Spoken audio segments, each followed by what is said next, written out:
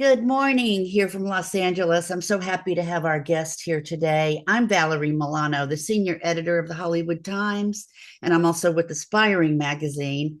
And I'm going to have her introduce herself. Thank you so much for joining us. Thank you. My name is Faranak. I'm a writer director originally from Iran, and I'm at HollyShorts with my thesis film Kisses and Bullets, which I made in the last year of my MFA in Columbia University. I'm very excited to be with you today. Yes, well, congratulations on the selection to Holly Shorts 2025. How does it feel to have Kisses and Bullets premiering here in Los Angeles? Of course, it means so much to me because there's such a big Iranian audience and Iranian population in Los Angeles. So, since we were starting to make the film, we always, of course, dreamed of premiering in Los Angeles. And Holly Shorts is a great festival, so I'm definitely very excited for this. Lovely, thank you. The film focuses on two Iranian women who take a powerful risk by joining a protest. What inspired this particular story and why now? Of course. When I was writing the story, it was really the peak of the 2022 Women Life Freedom movement in Iran. And there were days that we would, as Iranians outside, just go to solidarity protests. At the same time, I would have people I knew in Iran going to protests. And I realized there's this connection of, for the first time, maybe we are all feeling like we are living the same life while there's so many differences in our situation and what we're dealing with or what we're fearing, but we are all fearing something and we are all fighting for the same things. So that I really felt like there's a strong connection there, and I really felt like social media is playing a big part, kind of bringing people together at that time. So I decided to write this a story based on my own experience and the experience of people I knew. Um, and yeah. Okay, thank you. Yes, the film feels local and universal at the same time. How did you approach balancing the Iranian specific experience with this global theme of protest and hope? Of course, it was definitely a challenge to find a balance between two storylines when you're dealing with two main characters who are going through very difficult things at the same time in a short amount of time that the short film offers you. But the way we approached it was that we wanted to make sure that we stay authentic in each side.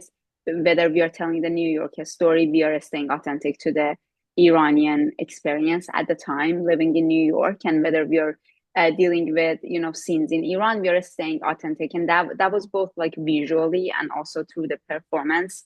I was lucky to work with actors who were going through the same things as these characters were going through, and they had family and friends in Iran. They were in close contact with what was going on, so we could really rely on those information and those experiences to then make sure we are keeping this balance in this story. And of course, visually, I have to thank my DPCC and my production designer, Julie, who really, researched everything with me, make sure visually everything makes sense, especially in Tehran parts. We are portraying things as they are. The photo that circulates globally in the film becomes a powerful narrative tool. Can you talk about the creative choice to make that photo the film's turning point? Of course, I feel like that was such a personal experience for me looking at those photos at the time that were coming from Iran, and they were such a brave move.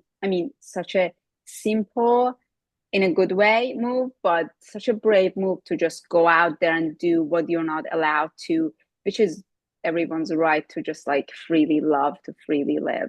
And that had such a strong impact on me personally that when I started writing this story, this was one of the first images that came to my head of this couple kissing in New York and this couple kissing in Iran, and how they react if they see each other's photos. It's as if they know each other and they know each other's struggle without really knowing who they are. So that actually started the idea for me, that photo. Yes, yes, I can see that. Faranak, working under cultural constraints and given the current political climate around Iranian identity and women's rights, did you face any challenges in getting this story made or told authentically? I think really the main challenge was to find the right team who believe in the story and understand the story or are interested enough if they're not particularly from Iran or have any friend or family who live in Iran who are interested enough to do the research and sit down and think about what it actually means for these characters to go through these things in these two different cities. And I was really lucky to have a team that were honestly just even simply curious about and the woman rights in Iran specifically. So I think finding that team took time, but I was lucky to be able to work with the right people, work with people who were curious to, learn about how that experience was for Iranian women at the time. Yeah. So, what do you hope audiences, especially those outside of Iran, take away from Kisses and Bullets?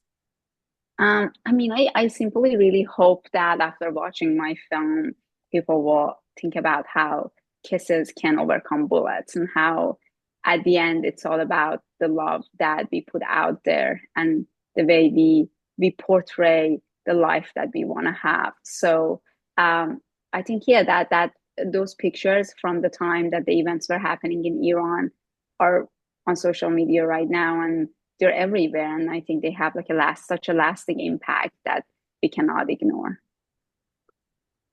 So how can our readers and our viewers find out more about you and the film? Where are you taking it next? And I know that it's going to be on the romance block next Friday at 10 p.m. at the Chinese Theater. But tell Yes, us, how can they find out more? Is it social media or of course. website? What?